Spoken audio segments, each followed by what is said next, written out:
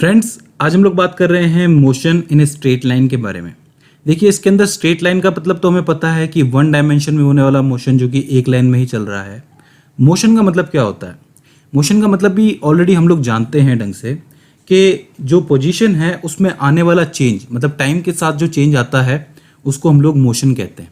यानी कि मान लीजिए कि एक ऑब्जेक्ट आपका एक जगह पे पड़ा हुआ है एक टाइम पे, और आप थोड़े टाइम के बाद देखते हैं कि वो ऑब्जेक्ट यहाँ से यहाँ आ गया, तो आप लोग कहते हैं कि टाइम के साथ साथ इसने अपनी पोजीशन चेंज करी है, तो इसका मतलब इसके अंदर मोशन हुआ है। ये एक बहुत नॉर्मल सी डेफिनेशन है, ठीक है। लेकिन सवाल ये उठता है कि कोई भी ऑब्जेक्ट अपनी पोजीशन जो है वो टाइम के साथ कैसे चेंज करता है।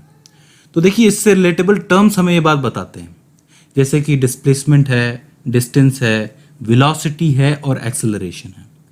अब देखिए, ये टर्म्स हमें क्या बताते हैं? ये टर्म्स हमें बताते हैं कि कोई भी ऑब्जेक्ट पहले कहाँ था, फिर बाद में यानी कि फाइनल पोजीशन पे कहाँ था, कितनी स्पीड से गया, मतलब कितना तेज था या फिर कितना स्लो था, या फिर कब इसकी स्पीड तेज हुई, कब इसकी स्पीड कम हो गई। तो कुल मिलाकर के आपको ये मोशन के बारे में बताएंगे। याद रखना, ये सिर्फ मोशन की स्टडी करेंगे, मोशन के कॉज की स्टडी नहीं करेंगे। मतलब जैसे कि मान लीजिए कि अगर मैं इसको पीछे से धक्का दे रहा हूँ या फिर मैंने इसके अंदर कोई इलेक्ट्रिकल वायर फिट कर दी, तो वो इलेक्ट्रिकल फोर्स हो गया, वो इलेक्ट्रिसिटी की मदद ले ली मैंने, तो वो तो कॉज हो गया, मोशन का कॉज हो गया। लेकिन मैं यहाँ पर कॉज की बात नहीं कर रहा हूँ, यहाँ पे हम लोग बात करेंगे सिर्फ मोशन की। और मोशन के अंदर कुछ टर्म्स आते हैं, जैसे कि वेलोसिटी हो गया, एक्सेलरेशन हो गया, डिस्प्लेसमेंट, डिस्टेंस हो गया। इसके अलावा रिलेटिव वेलोसिटी भी एक चीज़ है। तो कुल मिलाकर के मोशन हो कैसे रहा है उसकी स्टडी हो रही है। तो याद रखना, इस फोर्स की, मास की और इस मोशन की स्टडी को हम लोग मैकेनिक्स कहते हैं। और मैकेनिक्स के अंदर भी खासकर इस मोशन के जो टर्म्स होते हैं, जैसे मैंने भी नाम लिया, velocity, acceleration, distance, displacement, etcetera etcetera, इनकी जो स्टडी है उसको हम लोग काइनेमेटिक्स कहते हैं। समझ रहे हैं आप लोग? जैसे मोशन के अलावा फोर्स और मास तो एक अलग चीज़ हो गई, वो तो मैकेनिक्स का दूसरा पार्ट है जहाँ पर कॉज की भी बात हो जाती है। लेकिन यहाँ पर बात हो रही है सिर्फ इन टर्म्स की, तो इसे हम लोग काइनेमेटिक्स कहेंगे। और इस काइनेमेटिक्स के अंदर जो चार मेन चीज़ें हैं, पहला तो डिस्प्लेसमेंट हो गया, दूसरा आपका टाइम हो गया, तीसरी वेलोसिटी हो गई और चौथा एक्सेलरेशन हो गया।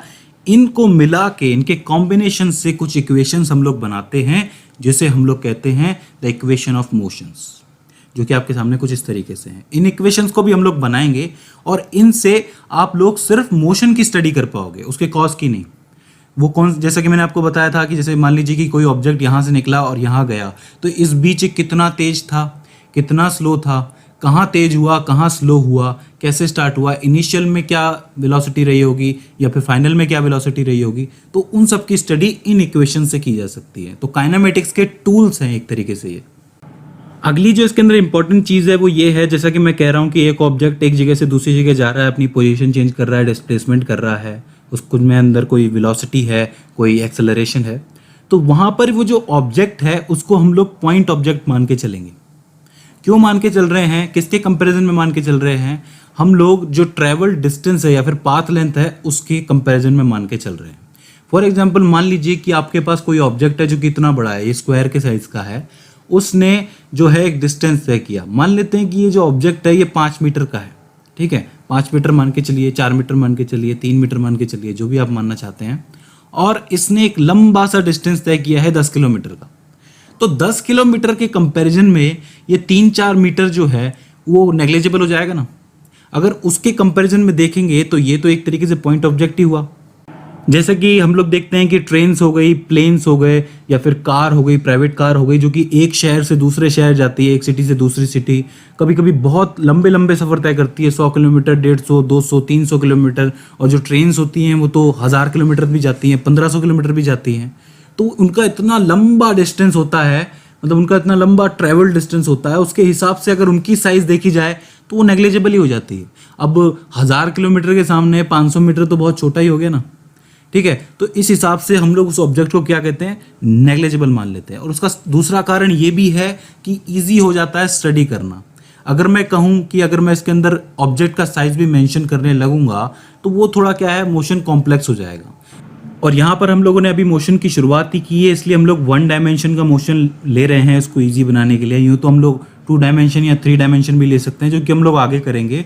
तो यहाँ पर हमें सिर्फ देखना ये है कि एक पॉइंट ऑब्जेक्ट है जो कि एक सीधी लाइन में चल रहा है।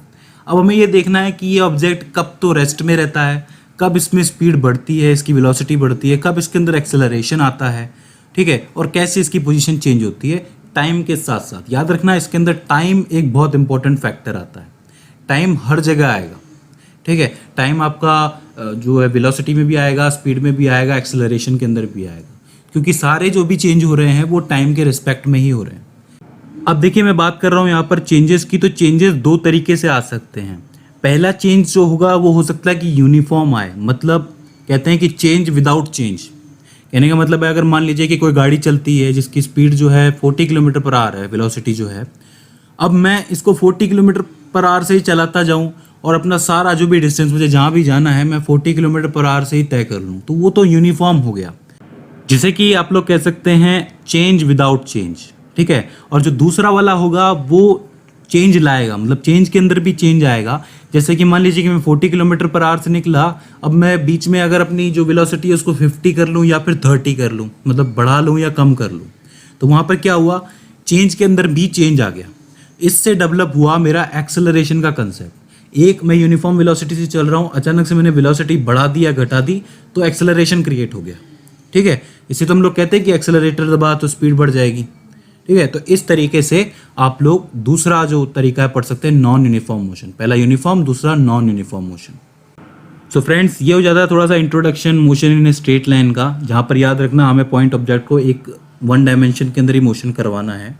अब धीरे धीरे करके हम लोग इसके सारे टर्म्स पढ़ेंगे और उन टर्म्स की मदद से टूल्स तैयार करेंगे जिससे हम लोग मोशन को समझ सके, उसके न्यूमेरिकल सॉल्व कर सके, ठीक है। तो याद रखना ये मैकेनिक्स का सबसे इजी पार्ट है काइनेमेटिक्स। काइनेमेटिक्स के बाद डायनामिक्स आएगा, उसके बाद हम लोग जो है कॉस पे जाएंगे। सो फ्रेंड्स, आई होप ये वीडियो आपको समझ में आया होगा, हेल्पफुल साबित रहा होगा। इसके अंदर कोई क्वेरी नहीं रही होगी, इसके बाद भी इसके अंदर कोई क्वेश्चन रहता है, क्वेरी रहती है या फिर हमसे कोई गलती हो जाती है तो प्लीज़ आप हमें कमेंट सेक्शन के जरिए बताइए। सो फ्रेंड्स, आज की इस वीडियो में बस इतना ही। See you in the next one.